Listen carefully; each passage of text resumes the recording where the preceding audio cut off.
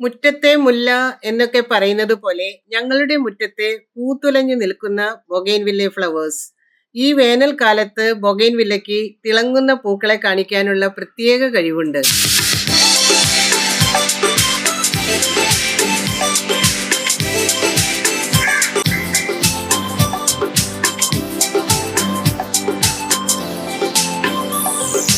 തീവ്രമായ ചൂടും വെയിലും ആയാലും ഇതിന്റെ നിറഞ്ഞ തളിരുകൾ അതിന്റെ സൗന്ദര്യം വർദ്ധിപ്പിക്കുന്നു. വേനൽക്കാലത്തെ കഠിനമായ അവസ്ഥകൾക്കും അതാണ് ഇഷ്ടം.